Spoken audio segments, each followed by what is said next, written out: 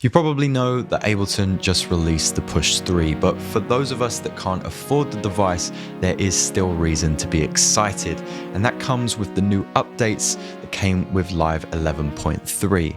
I was mostly excited about the new MPE compatibility, and I think you will be too. Let's get expressive.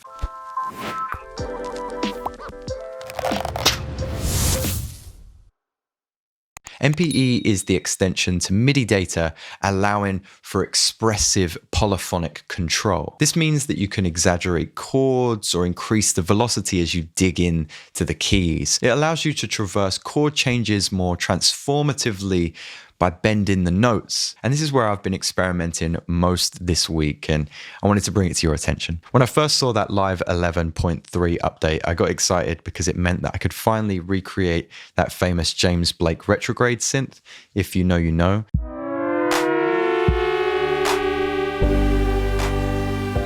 It's a really powerful technique, especially when you've just got one note playing and then some moving chords underneath. That got me thinking about creating more expressive cinematic chords. You can see this is absolutely full of MPE expression. And basically what I'm doing is drifting, no pun intended, up to the next chord that is going to be played. And it just creates this like really seamless movement. And I'm also using this to create some tension towards the end and change the key as if you were moving into another scene of the movie or the next track of your album. Check this out.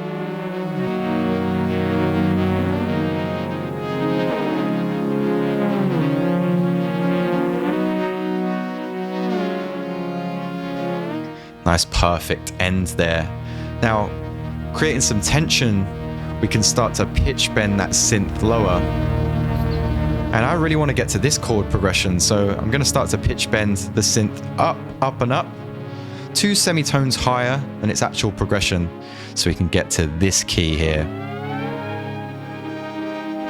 Total mood change and such a seamless way to do it. I was hoping to export all of this expressive data for the patrons, but it turns out that you can't actually export MPE information, not to my knowledge anyway. So if you do know how to, let me know in the comments below. But I will be exporting the chord progressions and the 10 drift presets that I've created. So if you're part of the Patreon or you want to join, links are in the description. Enjoy. Now, speaking of transitions, here's a way that you can really create some cinematic transitions. Here I've got just some standard noise here, and I'm going to reverse that sound.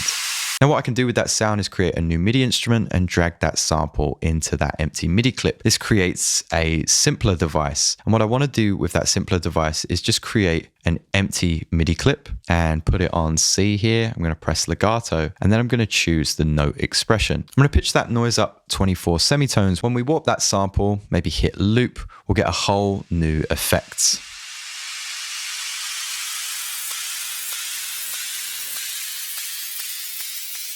What a fantastic way to experiment with new transitions. Well, what about bass lines? Here's a bass line I cooked up from a chord progression. Oh, that reminds me. This episode is sponsored by DistroKid. They have an app now, by the way, and they're making it easier and easier for you guys to release your music. If you want to join me on the platform, use the link in the description below because you'll save yourself 7% off your first year.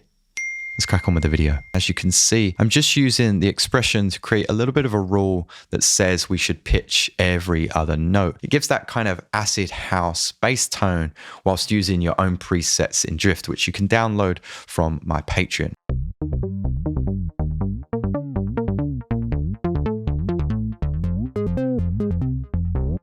A really fun thing to do is add kind of glitches within your music. Here's a chord progression I've got, but I really want you to pay attention to this section here.